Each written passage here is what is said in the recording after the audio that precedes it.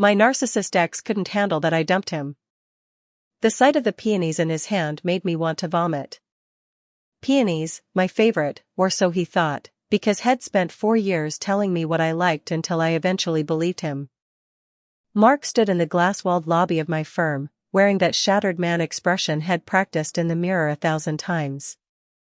He looked smaller than I remembered, or maybe it was just that for the first time in nearly half a decade, I wasn't looking at him from my knees.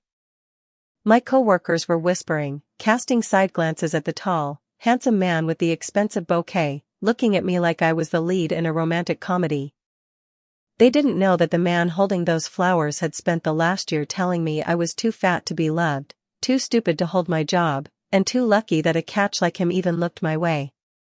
It had been exactly 14 days since I vanished. I didn't leave a note. I didn't send a "we need to talk" text. I waited until I heard the heavy thud of his boots leaving for the pub with his friends, the same friends he used to justify why I wasn't allowed to have any of my own. He had spent years pruning my life like a dying hedge, cutting away my sister, my college roommates, and eventually my self-respect, until the only person left in my world was him. He told me Elena and Sarah were bad influences who secretly hated my success, when the reality was that they were the only ones who saw the bruises on my spirit. That night at the bar, while he was likely 3 rounds deep in bragging about how he kept me in line, I was throwing my life into black trash bags. I didn't take the furniture he bought to class up the apartment, nor the jewelry he gave me as apologies for the night's head scream until his veins turned purple. I took my clothes, my passport, and the hidden stash of cash I'd been tucking inside an old hollowed-out textbook for 6 months.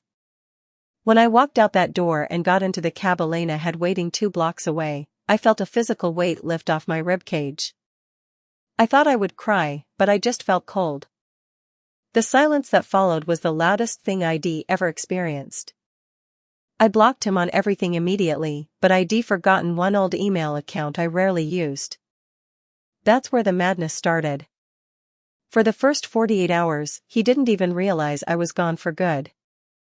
He thought I was throwing a tantrum. His first emails were condescending. "Dinner better be ready by 8, I don't have time for your little moods, Maya. Grow up." Then, when he realized the closet was empty, the tone shifted into something frantic and, quite frankly, hilarious in its stupidity. He started confessing to sins I hadn't even accused him of. "I know why you left," he wrote in a frantic, 3-page-long email at 4 a.m. "You saw the messages from Chloe. It didn't mean anything, Maya. She was just a distraction because you've been so distant lately, always making me feel like I'm walking on eggshells. If you hadn't stopped taking care of yourself, I wouldn't have looked elsewhere. But I'll forgive you for leaving if you come home tonight. We can fix this." I sat on Elena's couch, staring at the screen, a hysterical laugh bubbling up in my throat. I hadn't known about Chloe.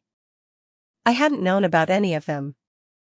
I left because I was dying inside, and here he was, tripping over his own lies, handing me the evidence of his infidelity like a gift-wrapped confirmation that I'd made the right choice. When I didn't respond, the mask finally shattered. The loving partner disappeared, and the monster I'd lived with for years came roaring back through my inbox. The emails became a toxic sludge of vitriol. "You're a coward," he wrote. "You think you're happy? You're a joke. I was the only one who could stand you. You put on weight, your skin looks terrible, and your cooking is garbage. I used you as a maid, Maya. That's all you were ever good for. I was actually planning on dumping you next month anyway. I guess you just smelled it coming and scurried away like the rat you are. Good luck finding a normal guy who wants my leftovers." I read those words and felt nothing but a profound sense of relief. It was like he was finally speaking the language I had suspected had been thinking all along. He wasn't mourning a partner, he was mourning a piece of property that had dared to move itself. I stayed with Elena, went to work, changed my routes, and lived in a state of hypervigilance, waiting for the final act of his desperate play. And there he was. 14 days later, standing in my office lobby. He saw me through the glass and his face transformed. The rage that had been vibrating in his emails was replaced by a look of soulful longing. He walked toward me, the peonies trembling in his hand. "Maya, please," Mark said, his voice loud enough for the receptionist to hear, pitching it perfectly for an audience. "I've been a wreck. I haven't slept in 2 weeks. I know I've made mistakes, but I can't breathe without you. Just talk to me for 5 minutes." I stood my ground. I didn't move toward him, and I didn't retreat. I looked at the flowers, then at his eyes, those eyes that used to make my heart race with fear. Now, they just looked pathetic. "The flowers are a nice touch, Mark," I said, my voice steady, "but I think you're confused. Are you here to apologize for the cheating you confessed to, or to remind me that I'm leftovers and a rat like you said in your email on Tuesday?" The color drained from his face. He didn't expect me to be loud. He expected me to be the quiet, shrinking girl who would do anything to avoid a scene.